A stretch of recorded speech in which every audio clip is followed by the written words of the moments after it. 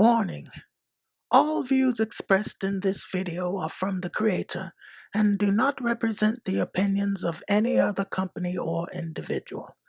Content shown within is intended for entertainment purposes only, and no infringement is intended. Enjoy!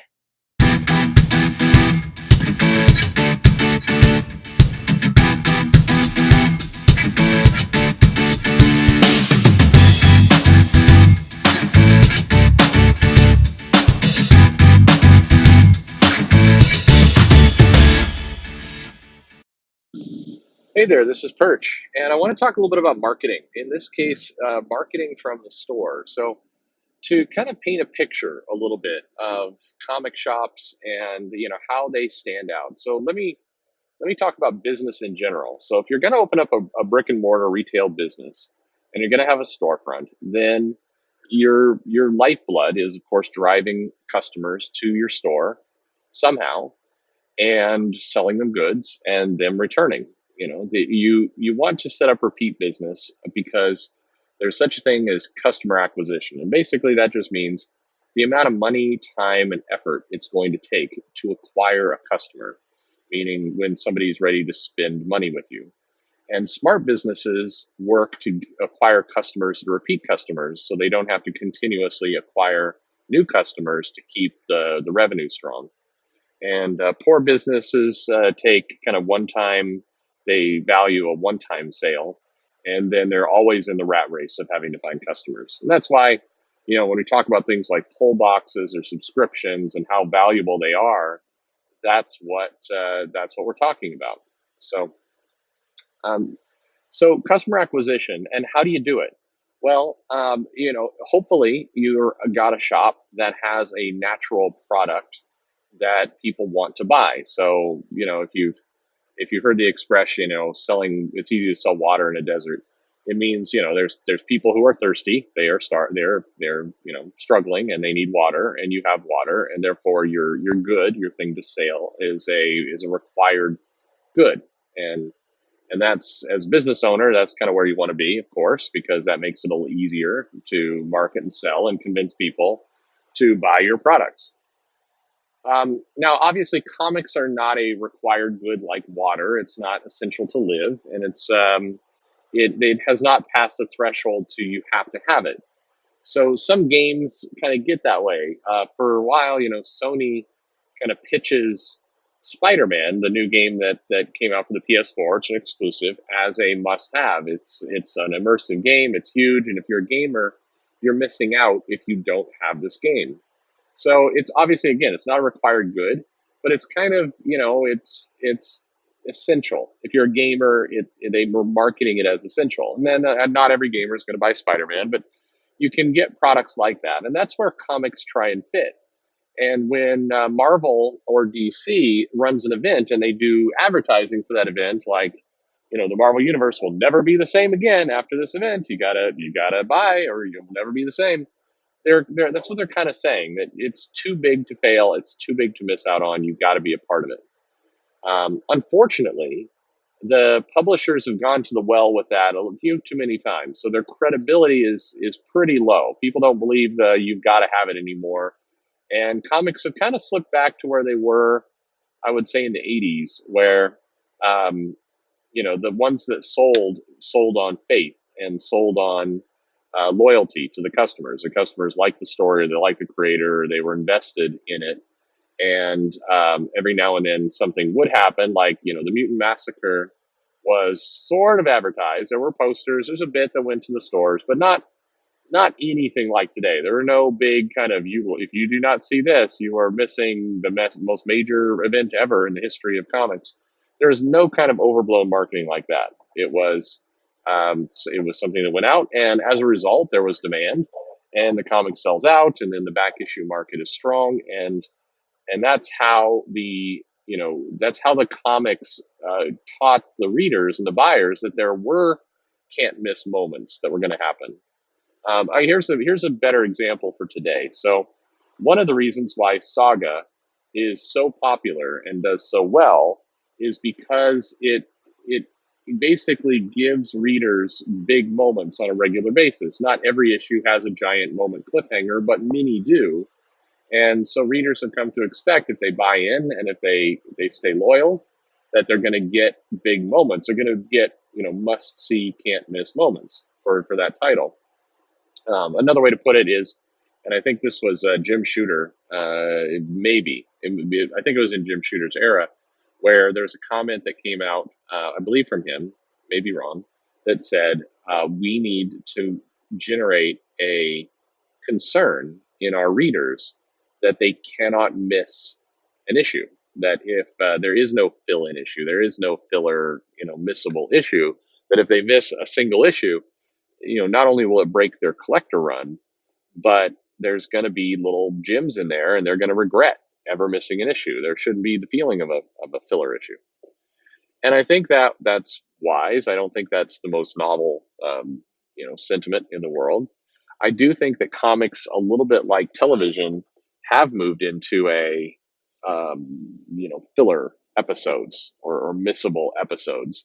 And so that's why on TV you have people who know to tune in, at season launch, and then again in February during sweeps, and then again at season end, and everything in between there is just kind of messing around and not a lot's going on. And the reason why Netflix and some of the HBO series and others have been so popular is they don't have, they have a shorter season, but they don't have missable episodes. And so you might argue that comics should do the same model, but anyway, that's a lot of explaining. So again, how do comic shops market themselves? How do they acquire customers? So as discussed, I think the marketing for a comic shop is tough because at the end of the day, you've got comics, they're coming in. You can do, you can hire an artist and do your own stuff, but you're also going to run maybe the risk of a lawsuit because Disney in particular has, gotten irritable at shops that create really high quality artwork to promote their shops that are their brand, their characters. There are posters and things you can buy, but there's not a nearly enough. I think one of the things that it doesn't get anywhere close to the amount of attention it should is that the amount of posters and promotional material and other things that the shop can obtain are small compared to, if you think about a movie theater, they've got posters and they've got standees and they've got things coming in for every single movie that comes out.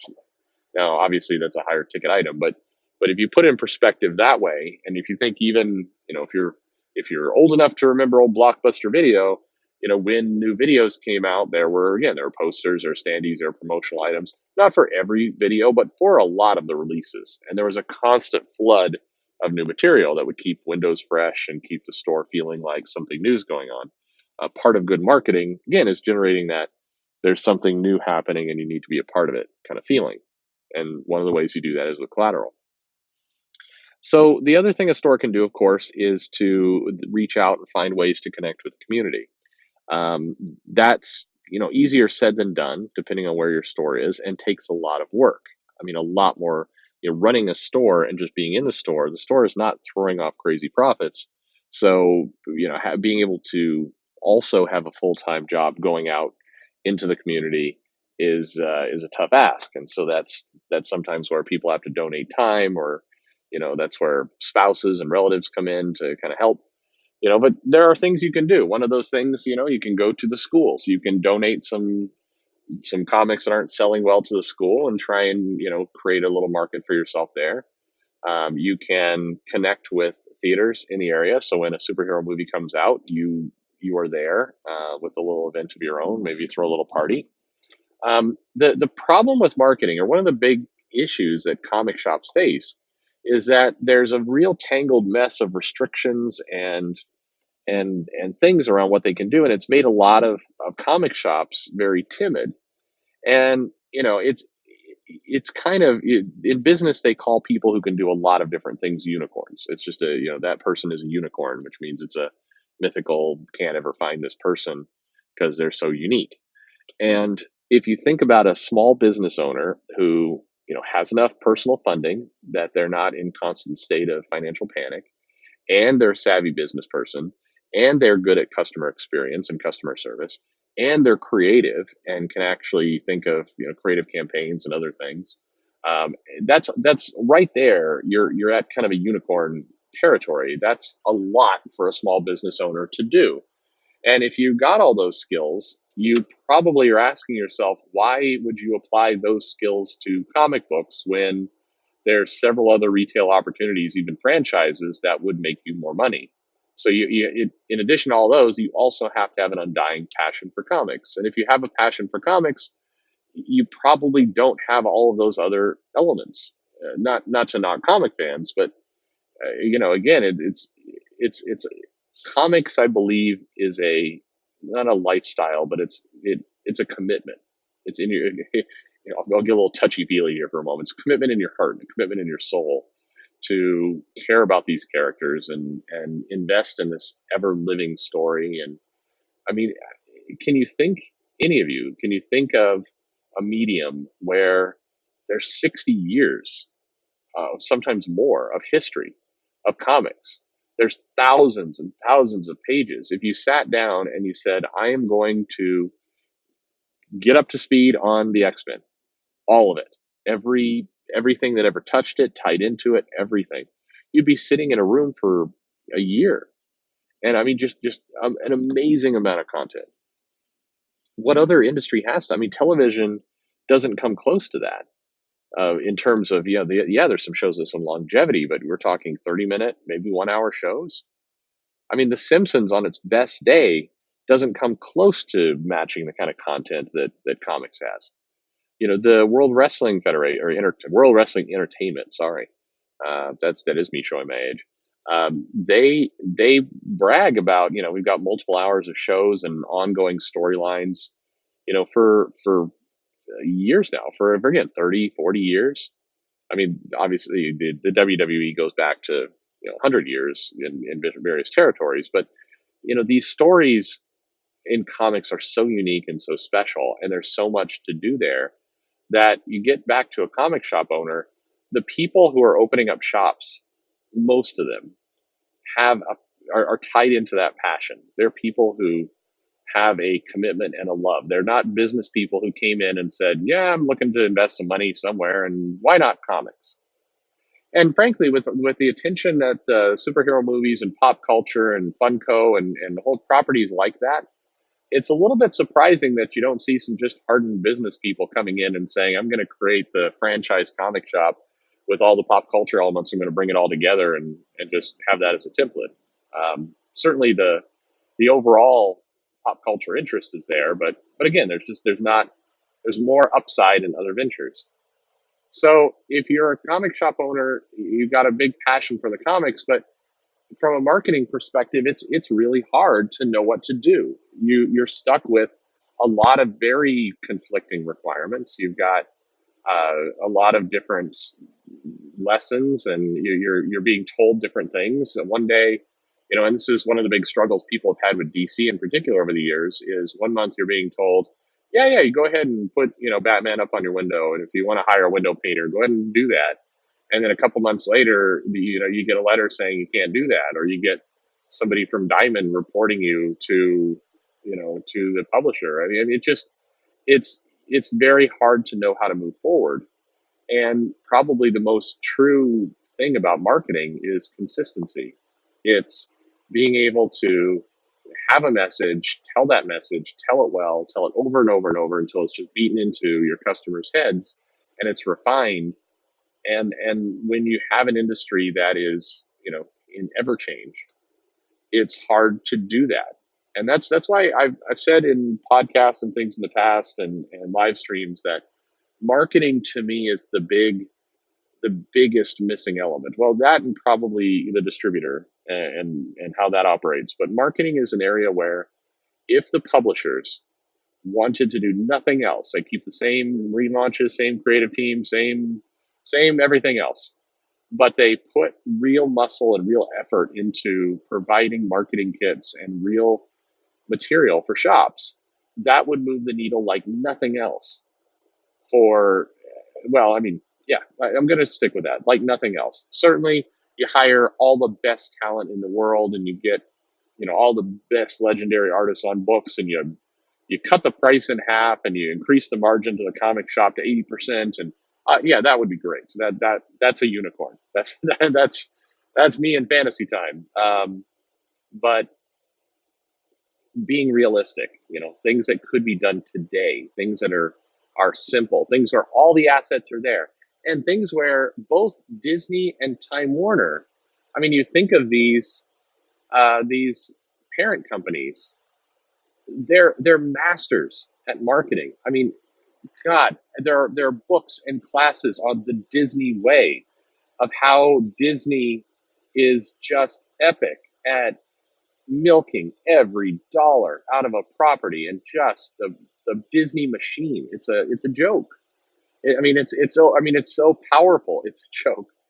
And yet, Marvel and DC, the mark, occasionally a poster here, or hey, store owners are going to make some Hydra T-shirts for you, or it's staggering that that part of the parent company culture has not been able to make it into the stores. So to make this positive, I'm very sensitive. I do not want to be a pod, one of these outrage streams. It's like, this is wrong and this is wrong and this person's bad, blah blah blah. It just there's plenty of content for that. You've got there's no lack of content there. To make it positive, please, publishers, reach out. If you leverage, go make a pitch to your parent. Make a role that pays well. Pays, we're talking a VP of marketing programs, or maybe somebody within the parent wants to move over and put some real money up on the table. Put a couple $100,000 up base with an incentive program of more for a head of marketing, somebody who's going to just powerfully push your titles, push your events, push your creators, find new ways to promote them. You will give yourself money. You'll give comic shop money. You'll take advantage of this huge wave of pop culture and comics. That's what I'm asking. So how does a comic shop market itself? There are ways. I do these topics and I say I'm going to talk about one thing and I veer off into another direction. It all goes back. There are ways that comic shops can market themselves, and there are smart things. And we'll do some podcasts that will be very, very boring around all of these different smaller steps. But man, you want to make it easy? Publishers, marketing programs. You can do it. Just help. All right. Well, there you go. Somber end. Um, hey, I'd love it if you subscribed. So subscribe, click the button and subscribe, and you get to be part of this train. If you like notifications, and I still grapple with who would, but hey, if you want them, there's a bell there. Go for it. That's what you need to do. And then follow me on Twitter. I'm on Twitter and I'm taking suggestions, and I'm very interested in your topics that you want to hear. So hit me up. Let me know. Tell me what you think. Am I off base here? You think, hey, it's a big waste of time? Let me know that too. I can take it. Thanks for listening.